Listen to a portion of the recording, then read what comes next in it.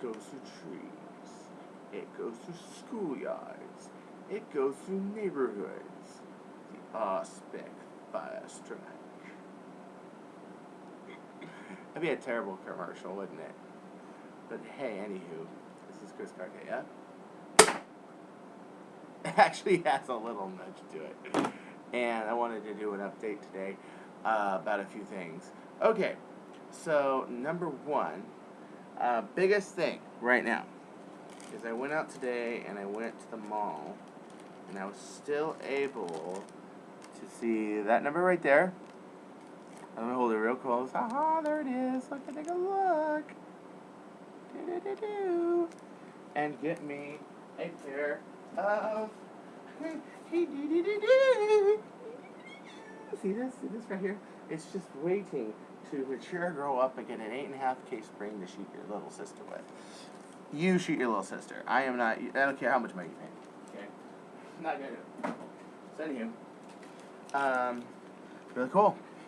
Because I wanted to put a couple of them up for auction, modded, as my sandbox gun is doing better than just about everybody else's I've seen.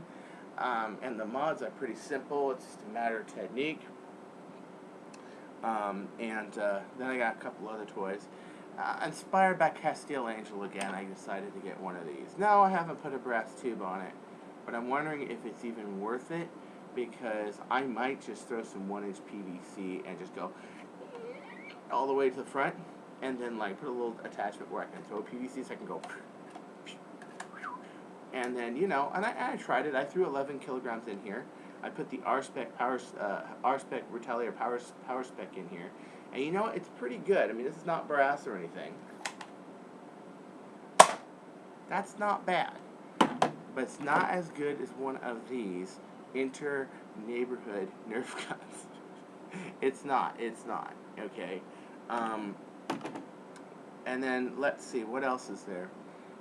It's good, but I would really like some advice on these. First off, I'm not a piper, okay? I'm not a person who does things usually with PVC pipe, uses 45-degree hoppers. I don't load my own Steffens. Why? I just think it's stubbornness, but it's usually mostly because the people I play with don't even use Steffens. So if I bring 40 Steffens to a match, no one else is bringing them. It's like, okay, why? A lot of things are dictated to a modder by a couple things. What guns do you like? What kind of shooter are you that you're trying to improve? And what does everyone else you play with? You know what I mean? I mean, nobody else plays with a brass barrel, a 7-inch brass barrel fire strike that's breech loaded like a Civil War gun. I mean, nobody. They also don't use Epoxy Bonded Elite Cut-Down Darts. These were the ones I used in the last video with the test fire. Actually, a couple of videos back. They're good. They're really good. However, they don't get, the ones I used in the video, 1-inch long, are made to not be deterred by the wind or spiral or anything like that. These ones are more your longer range darts. The ones that are about the size of a standard Steffen. They got about 10, 15 feet. Yeah, I know you're hearing that figure a lot, 10, 15 feet. I would say more like anywhere from 5 to 20 feet, if you want to know the truth, on a dart that is like this. But the nice thing about these darts right here, and these are sort of my creation, and you notice they have feather ends on the back, okay? They sort of boat tail, okay, and they go through the crown easier, they're more accurate. One, this was made for the introduction of the Ultra Match, and they're made to shoot more accurate. You don't have that much of a power loss for what it is. And two, you could always do something crazy like throw 2 of that in a brass barrel. 2. That's 2. 2 are better than 1, especially when both hits count and both hits hurt. And you throw that in the breech of either an Ultra Match or a standard R-Spec. I say an Ultra Match because you still have the 9/16 on the front to stabilize it. Really cool. So remember, I was bitching, I got that really cool range. I got 134 feet for the longest one, and I was still sort of like, this is like really average for this gun, because it is. The other thing is that the Elite Darts go about the same distance as one of these, which means a really well built Steffen, I'm betting, will pull 150 flat. I'm just not much of a Stefan shooter, but I need some help here, guys.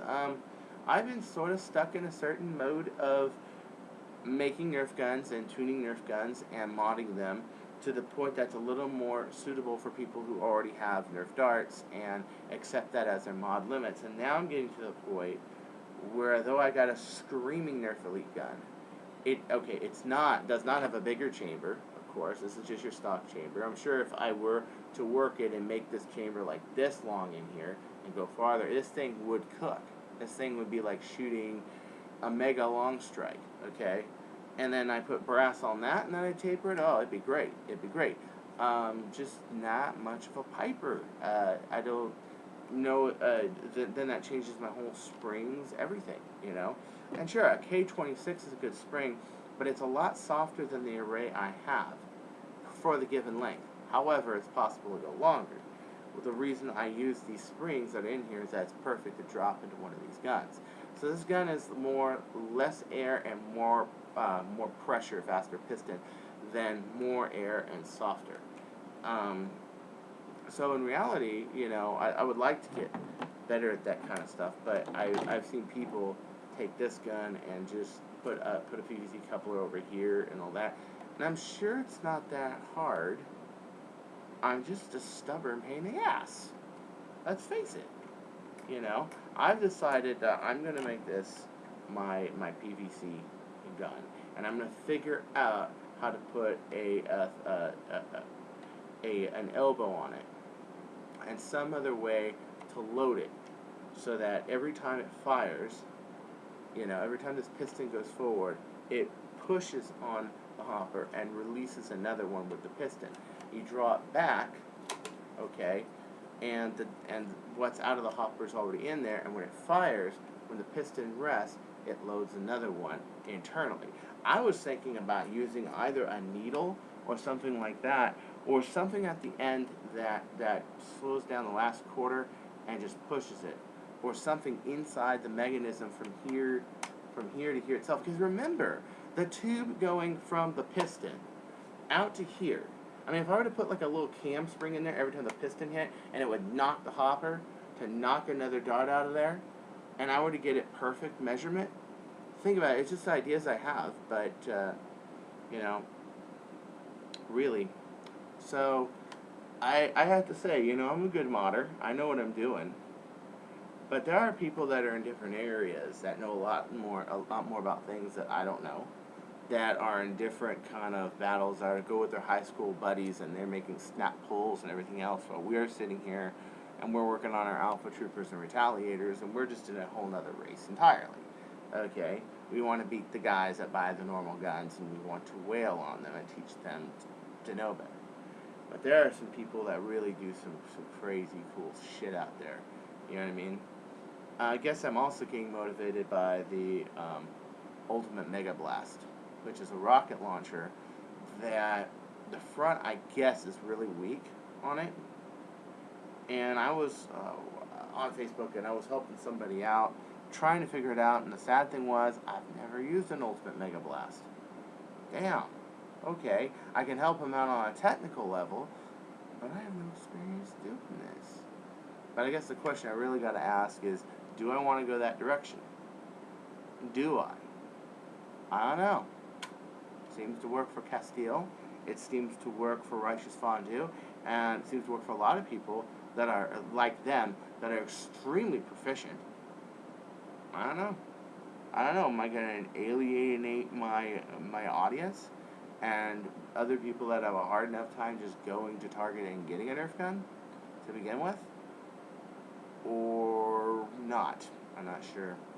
So anywho, the Alpha Troopers are going to go on sale in a couple weeks, and they are going to reflect the prices that I got them for. So that means that the guns will be approximately $13, $14, $15 less, somewhere around there. Maybe $12 less than what it would be. But when I put out the new ones, they will be what they are. Okay, and do understand, my guns don't have feeding problems, jam problems, and they are, for the mods that they are, the most effectively built of pretty much anything that you'll find in its classic guns. Outside of taking an Ultimate Mega Blast, throwing a PVC coupler on it, a hopper, and a big-ass 12-inch barrel on it, and blasting people at 130 feet. Yeah, okay, well, that's made to shoot a rocket and all of a sudden shooting a little dart, which is cool, but different kind of gun. So anyway, this is Chris Cartea. What you go changing, or you're going to get randomly tagged with that. Yeah.